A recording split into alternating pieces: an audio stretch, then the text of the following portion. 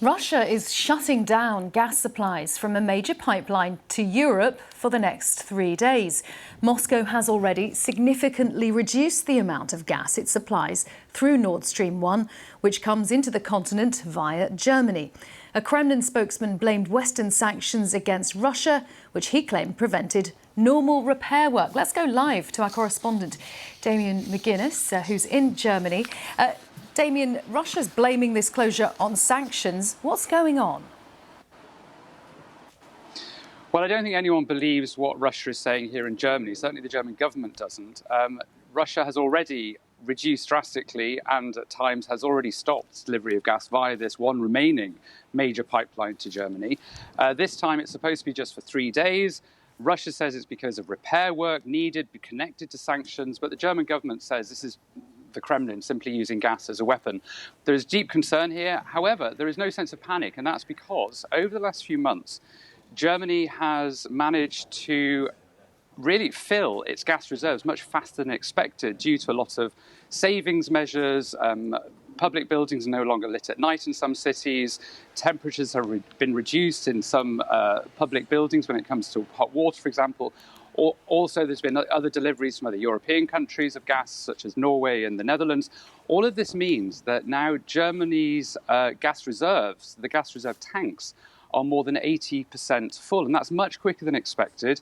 Germany needs 85% full gas reserves to get through the winter without any extra deliveries from Russia. So that's why the German government today has said, well, actually, this isn't a terrible situation, because what is now happening is that Germany can start buying gas, and it doesn't have to pay any old price. It doesn't have to pay the highest price.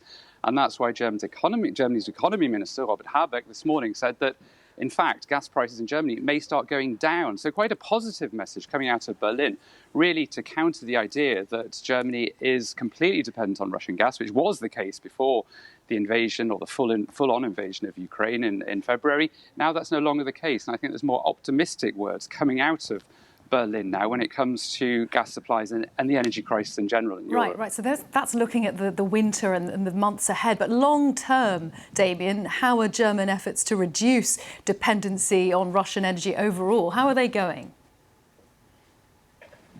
Yeah, well, it really depends on what sort of time frame we're looking at. So what the crisis is really about getting through this winter, as you say. And that is going to be difficult. Prices are going to rise. How you ease the burden on poorer households is the big debate right now, and that's what the government is meeting about today. And over the next few days is going to release more measures, the third rescue package, if you like, which is going to help households deal with high energy costs. The midterm is really looking at the next few years, and that's going to be LNG, so liquefied natural gas. And Germany has already been talking to Canada, is building LNG terminals, which would have been unheard of before the full invasion of Ukraine in February. So midterm, you're looking at some quite difficult decisions, because you've got the Greens in the government in Germany, and they don't want to rely on LNG, which is seen as more environmentally damaging. But sort of in the short to midterm, they're going to have to. Long term, though, it's renewables, which Germany wants to pivot towards. And that's why all sorts of legislation has been introduced to really speed up the building of solar infrastructure and wind power, which really will help Germany pivot through to renewables. And that's the long-term aim, really.